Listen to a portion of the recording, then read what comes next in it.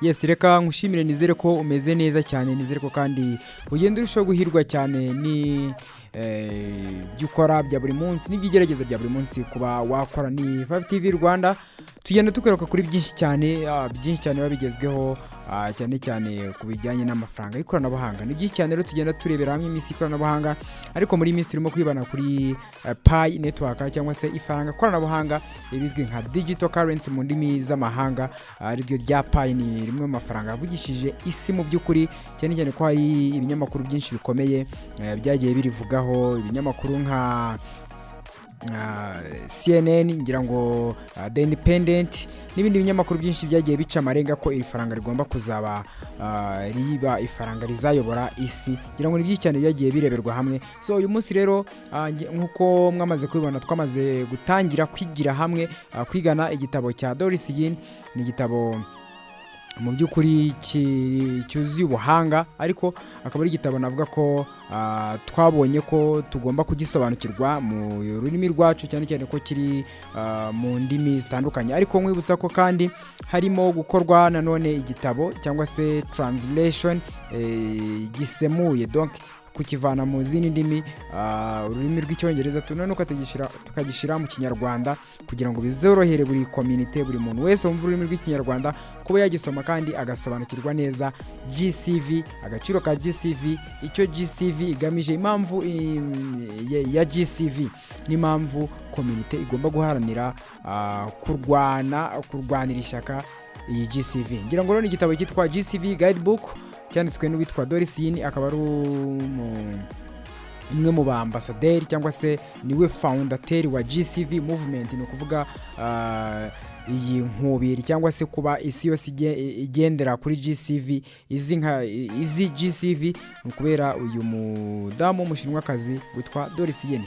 Ejo rero ngira ngo twaboneye hamwe amateka ya Doris Yin. Kubifuza mwajya ku kiganiro cyabanjirije iki ngiki murabibona. Twabonye rero ko hari byinshi yakoze bijyanye n'amakampani atandukanye. Uyu munsi rero none tugiye gutangira kwinjira muri content z'igitabo neza tubashe kuba twasobanukirwa ese mu by'ukuri GCV nibyo koko irahari, ese yamaze kwemerwa, ese twakora iki kugira ngo GCV noneho ibe yakinjira neza muri community.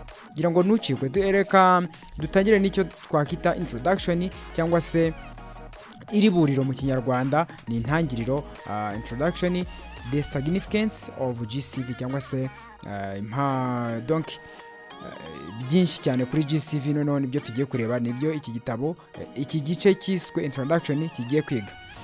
GCV is the blood of the Pi network's sustainable future, cyangwa se GCV ni nk'amaraso. Urabona umubiri w'umuntu ukeneye amaraso kugira ngo uwo mubiri ubashe kuba ugenda. So we yafashe ro GCV ayigeranya n'amaraso y'ubuzima kuri Pi kugira ngo ibashe kugira ahazaza. Mwibutse ko Pi ni stable coin kandi hari ama industry menshi yamaze kwiyandikisha, yamaze kwemera ko byanga bikunda azatanga ibicuruzwa muri GCV. Bivuze ko rero mu gihe GCV yabibaye successful, niyo sustainable future cyangwa se ahazaza harambye. Hari amacoin menshi ashobora kuvuka uyu munsi, ariko kubera ko adafite community, kubera ko adafite igiciro, gasanga rimwe na rimwe ishobora no guhera mu $5 ikagenda imanuka.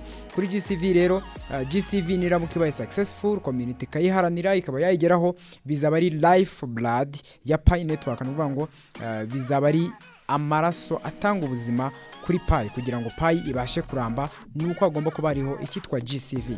Ahangaha ngira ngo ndemeranye nawe. So introduction cyangwa se iri buriro, the global census value aribyo byiswe GCV serves foundational pillar for the establishing the value of Pi in unified community driven away. Bango GCV yingiyi ni nk'ahari foundational pillar, no kuvuga niyo ntangiriro yo gutangiza agaciro ka Pi.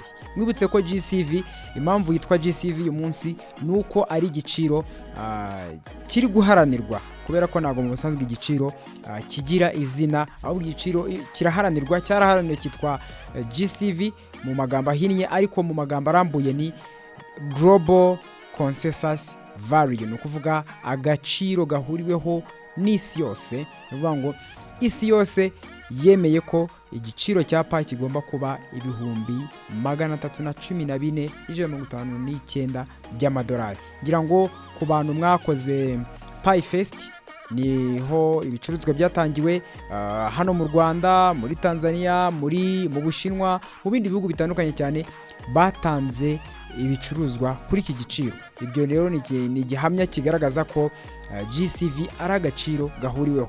Bitari ibyo twakabaye dufite ibiciro Abashinwa baduha, tukagira ibiciro Abanyamerika baduha, tukagira ibiciro ikindi gihugu kiduha, ariko byasabye ko isi noneho yicara igasetinga agaciro ka GCV cyangwa se agaciro ka pi bakita GCV mu magambo ahinnye, aribyo bivuze Global Consensus Value cyangwa se igiciro gihuriweho n'isi yose. So by setting one pi at 314,159 GCV, pioneers aim to create stable and recognized variation system that reflects the potential of pi as it expands in the digital economy. Cyangwa se babashije gushira cyangwa se kugena pi imwe bakayigenera igiciro $314,159.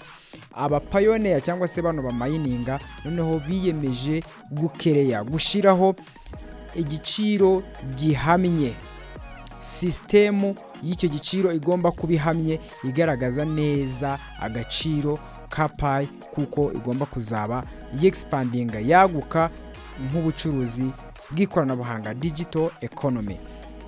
Ngira ngo murabizi ko bajya gukora white paper, ku bantu bayisomye murabizi ko kimwe mu bintu banenze bakanenga kuri Bitcoin, bakanenga no ku yandi cyane cyane bakunze kwifashisha urugero rwa Bitcoin, bagaragaje neza ko kimwe mu bintu bituma isi itarabashije kwakira neza cryptocurrency ni ukubera ko ihindagurika. Ikindi cya kabiri, ku isoko uburi free. Uyu munsi ishobora kumanuka, ejo ikazamuka cyane. Byumvikana ko niba ushobora gutuma igicuruzwa wenda uyu munsi Bitcoin ihagaze ku $100, suppose noneho utumye igicuruzwa mu Bushinwa ugiye kukizana no mu Rwanda kiramara icyumweru, ese what if kiri bumara icyumweru kikagera no mu Rwanda Bitcoin yamaze kugera ku $60,000? Birumvikana ko aba ari igihombo. Niyo mpamvu rero pi ijya gukorwa bavuze ko community igomba kugena igiciro, ariko icyo giciro bazagena kikaba kiri stable, nkuko Doris hano nawe yabigarutseho. So core principles of GCV cyangwa se amahame y'ingenzi ya GCV: community driven variation. So GCV value are not just numbers, they represent the collective vision and trust of the Pi network's pioneers globally. This system ensures that Pi's worth is driven by the people who believe in and support it grows. Agaciro ka pi cyangwa se GCV nk'agaciro ka pi ntabwo ari imibare gusa, ahubwo bihagarariye ukwishira intumbero z'abantu bishize hamwe n'icyizere cy'abo bantu bishize hamwe bagiriye pi cyangwa se bagiriye iri faranga rya pi. So iyo system rero niyo igena neza agaciro, ikagaragaza ko pi ari worth cyangwa se ari ingirakamaro cyane, kandi abantu bagomba kuyizera bagasapotinga cyangwa se bagafasha ukwaguka kwayo no gukura kwayo. So ngira ngo iyo ni ingingo ya mbere. Ingingo ya kabiri ni economic stability and growth, cyangwa se ukudahungabana ku bijyanye n'ubukungu ariko nanone no gukura. Ngira ngo GCV is designed to contract volatility, allowing for stable pi economy. Ngo GCV yashyizweho cyangwa se yazanwe mu buryo bwo kugerageza gukora stable economy. Bivuga ngo ubukungu budahungabana, ubukungu utazabyuka mu gitondo ngo usange bwahindutse. This value provides pioneers a solid foundation as the Pi network transition to open mainnet, reducing the risks associated with the fluctuating prices. Numva ngo aka gaciro ka Pi katanzwe n'abapioneers na bakise solid foundation cyangwa se ni fondation, ni intangiriro y'ingenzi cyane kuri Pi transitions. Ni ukuvuga Pi noneho tuva muri mining tujya muri open mainnet, ari byo bizatuma hagabanuka byitwa risk cyangwa se ibyago by'uko ishobora guta agaciro cyane cyane ku bijyanye na price. Kuvuga ngo GCV ibigomba gushigikirwa, niyo ntangiro y'ingenzi cyane kugira ngo Pi noneho itazata agaciro. Murabizi ko nkuko nababwiye kugeza uyu munsi isi ifite amacoin 1500 ya mininzwe, ariko amacoin menshi araferinga kubera kubura community, kubera kubura ya global partnership cyangwa se babantu bayihuriyeho bayisupporting. So ngira ngo nicyo kintu Pi yarushije andi macoin menshi. Dukomeze rero, ingingo ya gatatu iravuga ngo long term vision cyangwa se intego zirambye z'igihe kirekire. Hari abantu wenda bumva GCV uyu munsi akumva ko ngira ngo ni nabyo maze iminsi mbona mu magroupe menshi, noneho nibafungurira kwa kira giciro nzahita nkora ibi ngibi niba mfite Pi wenda 200 mite nzikoresha zirangire. Ngira ngo aho ngaho nukwibesha cyane kubera ko ugomba gutekereza mu myaka iri imbere, mu myaka irenze 10 irenze 20 kuri Pi, kuko mwabonye ko byanga bikunda Pi igomba kuzaba growth cyangwa se igomba kuzakura mu bijyanye n'agaciro. So long term vision ngira ngo reka tunyiremo turebe ibyo batubwira. So the 314,159 variation aligns with a long term perspective, focusing on sustainable growth rather than quick profit. Hano nibyo bavuga neza ati agaciro k'ibihumbi 314,159 by'amadolari ni agaciro kagendeye cyane cyangwa se kubakiye cyane ku ntego z'igihe kirekire, kibanda cyane ku iterambere cyangwa se iterambere ridasaza, iterambere rirambye, sustainable growth, kuruta quick profit. Ngira ngo hari amacoin menshi yavutse nyuma ya Pi, ariko ugasanga kubera quick profit urakora coin hanyuma abantu ba mining nibabona like numara kubona ko buri muntu yakuramo $5,000 uhita ugurisha, iyo ni quick profit.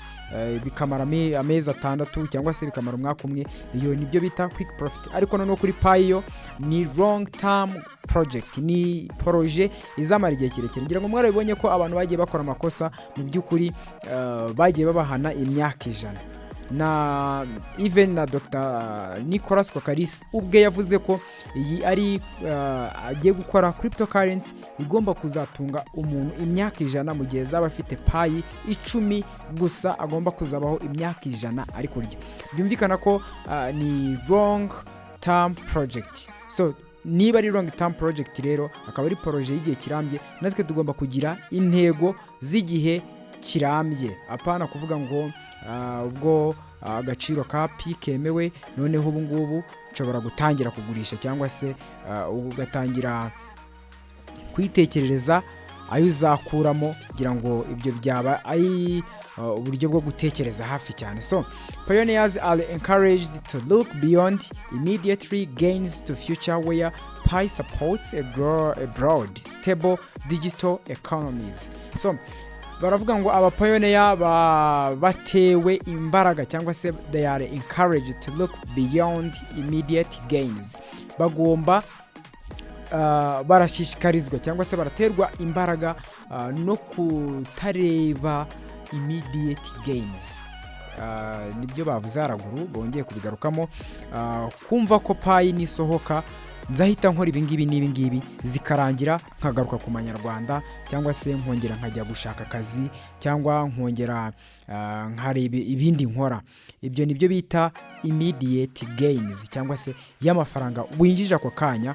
So hano ravuga rero ko pioneers bagomba kwirengagiza izo bita immediate gains, ahubwo bakareba uburyo bagasapotinga stable digital economy, kubera ko isi mu by'ukuri irimo iragana mu gihe cy'ikoranabuhanga. Isi ikeneye kubaka ubukungu bushingiye ku ikoranabuhanga, amafaranga ashingiye ku ikoranabuhanga, ubucuruzi bushingiye ku ikoranabuhanga, transport ishingiye ku ikoranabuhanga, buri kintu ni ikoranabuhanga. Byumvikana ko rero n'umutungo n'uburyo tubikamo amafaranga n'amafaranga tugomba kuzabona agomba kuba ari digital economy. So tugomba no gusapotinga Pi, ngira ngo yaziye neza mu gihe gisa n'iki ngiki cy'ikoranabuhanga. Then step ya gatatu ariyo ngira ngo bagarutseho hano, action steps for pioneers. Noneho pioneers twebwe turaza gukora iki? Ni action steps for pioneers, ni ukuvuga ngo ibikorwa noneho aba pioneers bagomba gukora, kubera ko ntago GCV, ngira ngo marambivuga, ntago GCV izigera ishyigikirwa na core team gusa.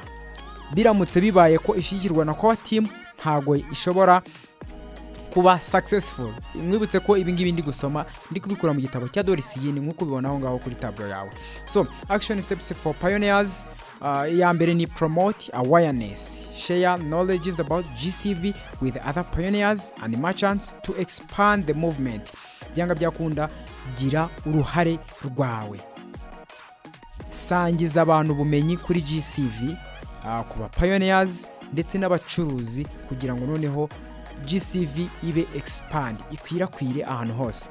Then icya kabiri, encourage adoptions, work with the local businesses to start accepting Pi with the GCV rate, either in full or partially GCV.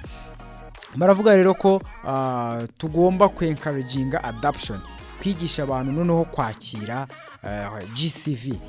Kwakira GCV si ukumva GCV gusa mu mutwe cyangwa se mu bwonko bwawe ugashiramo GCV, ahubwo noneho kwakira GCV nuko tugomba kwakira GCV tugatangira no kuyikoresha. So baravuga rero ko dukwiye gukorana na local business, no vuga ngo aya ma business ari mindani mu gihugu bagatangira kwemera kwakira Pi, yaba yakira 100% cyangwa se yakira igice cya Pi. Vango nge mfite igicuruzwa kigura 100, ndaza kwemera 100, nkatemo kabiri 50 biba ari GCV, ibindi 50 biba ari amafaranga asanzwe.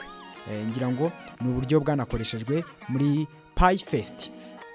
So icya gatatu ni building community trust, noneho ni gutuma community itangira kugira icyizere. Trust is the foundation. Engage actively in Pi network forums, educate new members and foster unity. Nuvuga ngo uburezi cyangwa se icyizere ni foundation cyangwa se ni intangiriro yo kugira active Pi. Nuvuga ngo abantu bari active, abantu bakora. Noneho bakatubwira ko dukwiye gutangira kwigisha abantu bashya, abinjiye n'abasanzwemo, ndetse bakaba banagira unity cyangwa se ubumwe. Ngira ngo ni kimwe mu bintu by'ingenzi cyane, kubera ko mu gihe nta trust, nta cyizere kihabaye, ni cyagiye uzabwira umuntu ngo noneho ukuye ibicuruzwa mu Bushinwa ariko wabiguze kuri Pi, wanyemera nanjye nkagura nawe kuri Pi, ugasanga rimwe na rimwe we arimo arabyanga, ahubwo we arishakira amafaranga, kandi mu by'ukuri n'icyo atunze ari amafaranga. Ngira ngo icyo kintu ntabwo abantu baracyumva. So haba hagomba kubaho rero icyizere, ukumva ko ikintu ufite ari icy'agaciro kandi ari Pi. So icya gatatu kiravuga ngo GCV core teams notes. Noneho ni iki mu by'ukuri GCV core teams? Ni ukuvuga abantu bayobozi bahagarariye GCV, haba ku rwego rw'igihugu, haba ku rwego mpuzamahanga, haba ku rwego rw'intara ndetse n'akarere. Abo bantu noneho ni ibiki bibareba? Embrace the vision of GCV not just as a price but as a movement that represent they share hopes for Pi's future. Together, we are building a rigorous explanation of the commonly used word. Nuvuga ngo icyo ko team ikora no kubasha gukwirakwiza intego za GCV, atari agaciro gusa, ahubwo ari movement cyangwa se iyo myumvire, gukwirakwiza iyo myumvire ya GCV, kuko bihagarariye icyizere cy'ahazaza ndetse bikaba binahagarariye legacy cyangwa se ibigwi bya pi. Ibigwi nta bindi ni ukuvuga pi igomba kuba ari coin itajegajega, coin itazapfa gufailinga. So akavuga ngo explanation of common words are used. Amagambo akunda gukoreshwa cyane cyane ngira ngo muzayabona ahantu henshi cyane. OM ni open mainnet, CT ni pi core team project group, hanyuma fiat ni legal currencies. Fiat ni amafaranga yemewe n'agaciro, OM ni ugufungura pi, CT ni pi core team cyangwa se project group, nuvuga ngo abatangije projet aribo ba pioneers, ubwo kuvuga ba Dr. Nicholas Kokaris. Noneho ngira ngo tumaze kubona igisa na introduction, tumaze kubonera hamwe intego za pi, tumaze kubonera hamwe icyo community yakora, icyo abayobozi bakora. Noneho tugiye gutangira kwiga mu by'ukuri topic to topic cyangwa se ingingo ku yindi. Ngira ngo ingingo ya mbere ihari dufite hano imbere kuri tableau ni when open mainnet. So munyemere rero ndangiriza ahangaha, ahubwo nzaze dukomerezaho n'iki kiganiro dutangira noneho ingingo ya mbere ku yindi, kugira ngo tuzabashe no kugenda dusobanukirwa. Icyo kimwe mu bintu nifuza ko twajya twiga topic ya mbere ikarangira, tugafata topic ya kabiri ikarangira, tugafata topic ya gatatu ikarangira. Ariko hagati aho uramutse wifuje iki gitabo kiri mu Cyongereza, kiri mu Gifaransa no mu zindi ndimi, wambwira cyangwa se ukanyandikira mu WhatsApp group mbamo menshi cyane. ushobora kunyandikira tukaba twakikugezaho mu gihe ukifuza. Ni byinshiro cyane bigenda bikorwa cyane, ariko mbashishikariza ko Pi iramutse idafite GCV yaba ari coin nk'izindi, nta kintu gishyashya yabizanye, kubera ko hari amacoin 1500 nkuko nababwiye uyu munsi, kandi ayo macoin acuruza. So igituma Pi ibinyamakuru bikomeye ku isi bivugaho ni ukubera GCV, ni ukubera community, no kubera abantu bayimayineze. Munyemerero turangiriza aha, tuzagaruke none twiga ingingo ya mbere dukomeza n'ingingo ya kabiri, gutyo kugira ngo tubashe gusobanukirwa open mainnet ariko n'icyatuma iba, ndetse tubashe no gusobanukirwa impamvu ya GCV. Murakoze.